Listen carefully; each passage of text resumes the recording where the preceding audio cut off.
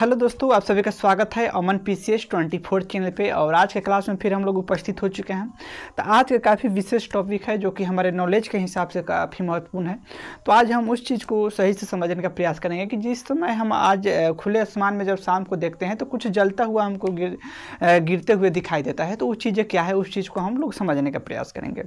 तो हम लोग उल्का और उल्का पिंड उससे हम लोग बोलते हैं। तो उस चीज़ के बारे में कैसे गिरता है और कहाँ से आता है, उस सभी चीज़ को देखेंगे। वर्तमान में हम एक सैटेलाइट को लॉन्च किया है जो कि सूर्य के प्लाज्मा अवस्था को अध्ययन करेगा। उस चीज़ के बारे में भी हम बेसिक डिटेल आपको बताने का प्रयास करेंगे।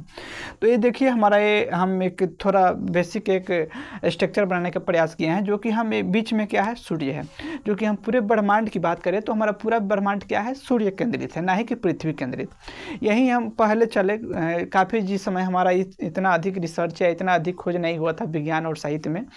तो उस समय क्या था कि उस समय हमारे जो भी वैज्ञानिक है या जो भी हमारे विश्व के लोग थे, उन लोगों को क्या मानना था कि हमारा जो भी पृथ्वी है, सूर्य या पृथ्वी है, ये क्या है, पृथ्वी केंद्रित है। यानी जब हम पृथ्वी पर से देखते हैं तो हमारा पृथ्वी स्थिर दिखाई देता है और सूर्य चारों तरफ घूमता हुआ दिखाई देता है, परंतु इस तरह का नहीं है। यानी हम कहें कि हमारा जो भी ब्रह्मांड है वो सूर्य केंद्रित है और पृथ्वी क्या करता है, सूर्य के चारों तरफ चक्कर लगाता है। या जो भी अन्य ग्रह है वो सभी क्या करता है, सूर्य के चारों ओर तरफ चक्कर लगाता है। तो इस तरह से हम कह सकते हैं कि हमारा पूरा जो ब्रह्मांड है या पूरा विश्व है, पूरे ब्रह्मांड जो है वो एक सूर्य केंद्रित है।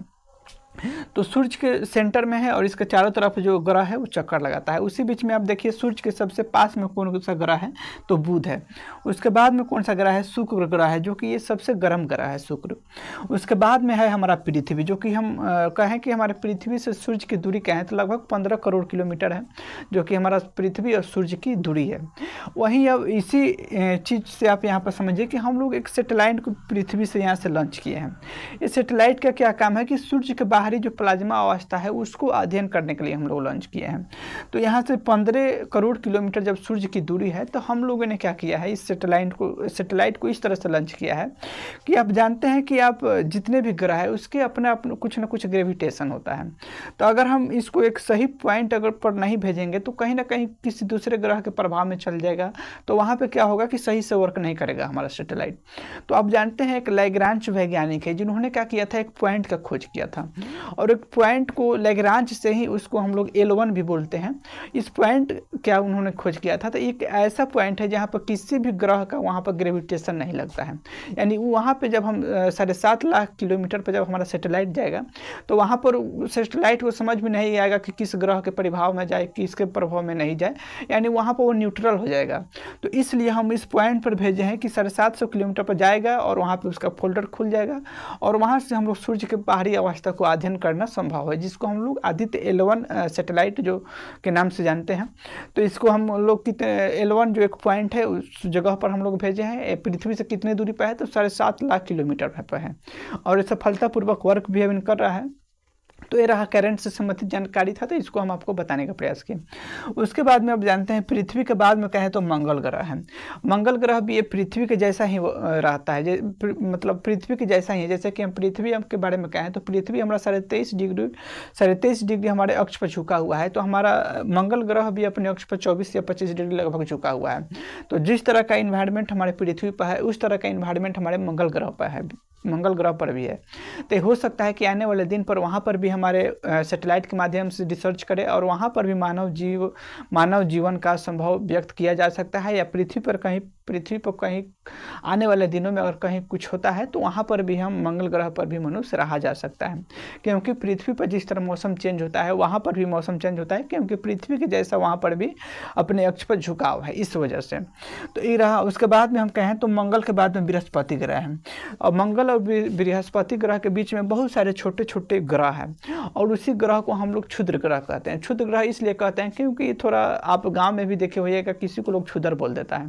तो क्षुद्र लोग का काम क्या है, कहीं ना कहीं बिना बुलाए चल देना, कहीं ना कहीं कुछ ऐसे काम कर देना जिससे लोगों के नज़र में थोड़ा खराब लगता है। तो ये भी, इसको भी क्षुद्र ग्रह इसीलिए बोला है क्योंकि कभी किसी न किसी ग्रह के प्रभाव में जाते रहता है। तो किसी न किसी ग्रह के प्रभाव में जाते रहता है तो वहाँ पे क्या होता है कि जैसे आप देख लीजिए यहाँ पर मंगल ग्रह है, यहाँ पर बृहस्पति ग्रह के बीच में क्षुद्र ग्रह है। तो ये हमेशा किसी न किसी ग्रह के प्रभाव में ग्रेविटेशन, आप जानते हैं कि हर ग्रह का कुछ ना कुछ अपना ग्रेविटेशन है। तो कभी ये पृथ्वी के ग्रेविटेशन में आ जाएगा, कभी मंगल के ग्रेविटेशन में आ जाता है। तो उसी बीच आप जानते हैं ग्रह भी गतिशील है, तो कभी ग्रह क्या हो गया, आगे घूमते हुए चल गया, तो यहाँ पे क्या होगा, रास्ता इसका क्लियर होगा, तो कभी कभी क्या होगा, क्षुद्र ग्रह पृथ्वी पर भी गिर सकता है।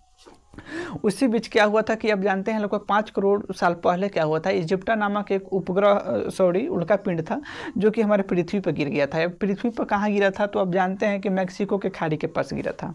और यह जो था, इसके बारे में कहा जाता है कि लगभग 10,000 गुना हमारे हाइड्रोजन बम के समान था। इस वजह से क्या हुआ था कि जो भी हमारे पृथ्वी पर उस समय डायनासोर जो प्रजाति था जो कि नष्ट हो चुका था, इसको गिरने से क्या हुआ था कि हमारे पृथ्वी के अंदर से ऐसा ऐसा गैस का रिसाव हुआ था, जिस वजह से हमारे पृथ्वी पर जो भी डायनासोर रहते थे उसको एब्जॉर्ब नहीं कर पाए, और हमारे कहें कि पृथ्वी का टेम्परेचर इतना अधिक हो गया कि उस टेम्परेचर में उसको रहना काफ़ी मुश्किल हो गया था, जिसकी वजह से इस पृथ्वी पर से डायनासोर की प्रजाति हमेशा के लिए ख़त्म हो गई। और उसके बाद से धीरे धीरे काफ़ी वर्षों बाद यहाँ पे मनुष्य का उदय हुआ, और वर्तमान हमारा जो फेज चल रहा है, ये मनुष्य की जो क्रियाएँ जो दिन पर दिन जो बढ़ रही है, ये हमारा वर्तमान का फेज है। तो इस तरह से डायनासोर का प्रजाति खत्म करने के पीछे किसका हाथ है, तो हम कहें इजिप्टा नामक उल्कापिंड का हाथ है, जो कि बिना जले हुए ये गिर गया था हमारे मैक्सिको के खाड़ी में। आप जानते हैं कि हमारे पृथ्वी लगभग 650 किलोमीटर का एक वायुमंडल से घिरा हुआ है। तो हमारा क्या होता है, कभी कभी कोई भी उल्कापिंड गिरता है तो इतना अधिक जो हम कहें कि हमारा इन्वायरमेंट है कि उसमें क्या होता है, हवा का घर्षण जब लगता है तो बहुत सारे में क्या होता है कि अपने आप से वहाँ पे आग भी लग जाता है, जिसकी वजह से बहुत सारे उल्कापिंड ऊपर ही जल कर रह जाते हैं। और कुछ ऐसे होते हैं जो कि बिना जले हुए जब पृथ्वी पर गिर जाते हैं तो उसको हम लोग उल्का या उल्कापिंड के वहाँ पर हम लोग नाम से जानते हैं। इस वजह से इसमें क्या होता है, दो तरीका होता है जिसमें हम एक उल्कापिंड और एक होता है उल्का, इसका अलग अलग डिफरेंशिएशन इस तरह से हम व्याख्या कर सकते हैं।